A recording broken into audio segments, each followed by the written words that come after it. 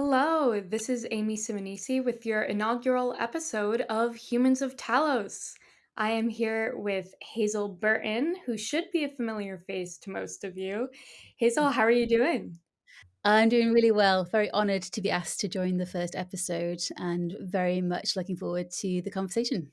Well, I think you are, a face that people see very often here at Talos, possibly the Too most. often. Um, never too often. But I'm curious, what led you to your role at Talos, or what made you want to join?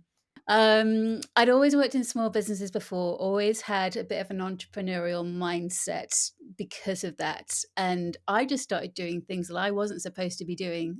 So I commandeered an office in one of the small businesses and turned it into a TV studio and started creating security content.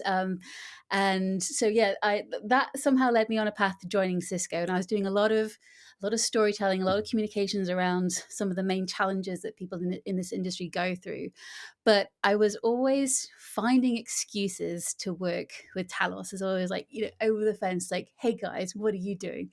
Um, and that is because I love the people at Talos, but I also love the ethos, and that is doing the right thing, even if it makes no commercial sense whatsoever. So, yeah, when I was asked to literally hop over the fence and work full time in Talos and lead content programs and data driven stuff, it was an opportunity to help a really strong organization rooted in that ethos do what they do best and make things easier for people in this industry. So it was a pretty easy decision to make to join Talos. Following that, I'm curious what advice you would give to someone who would want to join Talos. Ask bold questions would be my first piece of advice. This is a very safe space to be able to do things like that. Ask, could this work? What if we tried this? Because I promise you, you will be hired based on you asking those questions, and you will be trusted to find the answers, even if the answer is, yeah, that didn't work at all, did it? Oh, well, you know. um, Right. the other one, I don't know if I can say this, you might have to bleep it out, but don't be an asshole would be something else that I would also say. Yeah. The people that we work with are as generous as they are amazingly smart and talented. So sharing their knowledge, helping each other out, not mocking someone for not knowing something, saying, I don't have any experience in this, can you help me? That is what Talos is about. So if you are only looking after number one, then probably don't join Talos. But if you do want to be part of something where everyone has your back, then yes. The third thing I think it's really important for people to know, because people might have been burned by this before, is that we do actually have a leadership team who fights to give Talos people the air cover that they need when they need to go out and do things. So, there's quite often we'll have to drop something and go to a rapid response effort because, the world. And we're given the resources to be able to do that in the air cover. So, if you don't have that at the moment, like, trust me, when you find it, it's the most amazing thing in the world, because you know that you are going to have that runway, and that runway will be clear, and that is the nature of how the organization works. And I think it's important that people kind of know that before they join Talos. Yeah, it doesn't just help the person, grow their own skill set, it doesn't just help Talos, but, having that airway helps everyone as a whole, the cybersecurity community and beyond. Yeah. Also, bring your whole nerdy self to work, because again, it's a very safe place to do that. Yes, the moment I mention Dungeons& and Dragons and Dropout and Game Changer, everyone goes in an uproar, so absolutely. Can confirm. Kind of going off of that, what's something that you're passionate about outside of work? I'm a huge movie nerd. I was lucky enough to grow up in a village that had the most unique cinema buried in the middle of the woods called the Cinema in the Woods. It's like stepping through a time machine. You walk through the door, there's a Dalek on your left, and then there's a life statue of Rick from Casablanca on your right.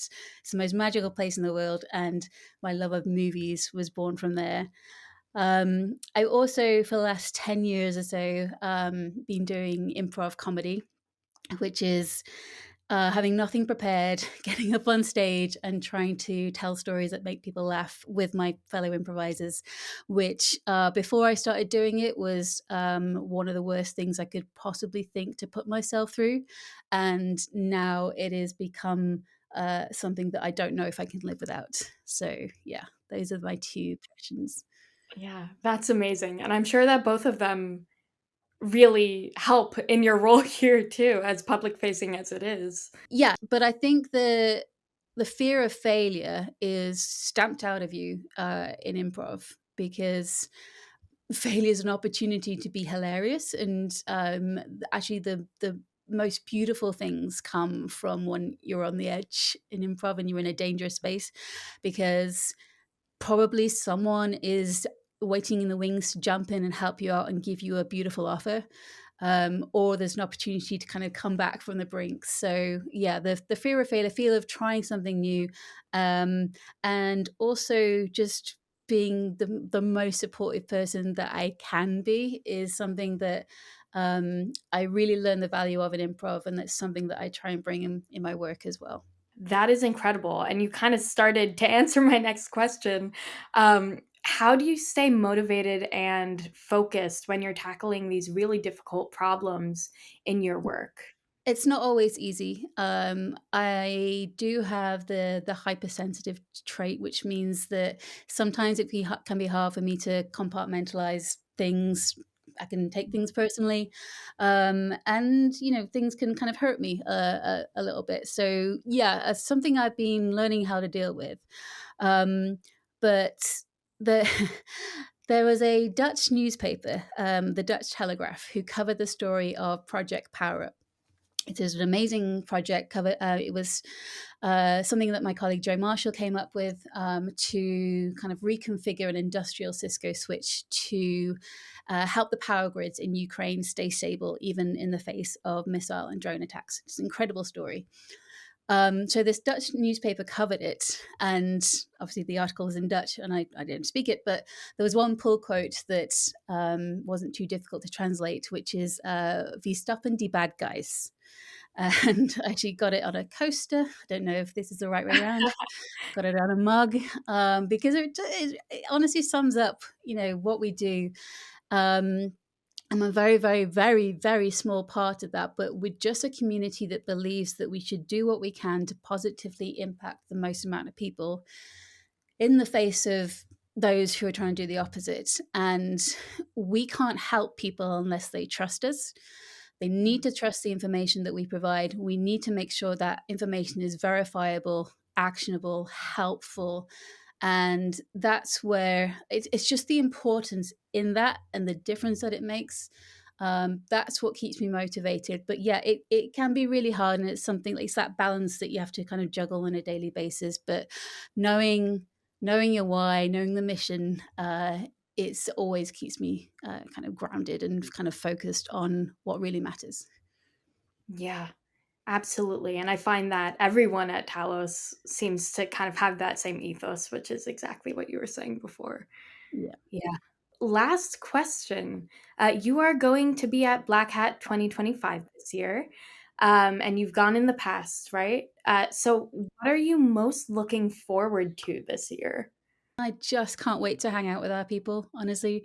Don't get to do that very often just because of the remote nature of on how we work. I love hanging out with our people. I love meeting, old friends in the industry. I am excited to hear everyone's booth talks on the Talos booth because typically that involves some pretty cutting edge research that our team have been working on for several months. And it's always a unique take on what is happening. I always learn a lot. So yeah, the people and learning something new is probably the two things that I'm most looking forward to. Wonderful. Yeah, I can't wait to go. Hopefully, I'll get to be there next year. Oh yeah, you will definitely. We'll make it happen. Perfect. Well, Hazel, thank you so much for joining me. Thank you. Stay tuned for the next episode, which should be released in about 2 weeks. Thanks so Awesome. much.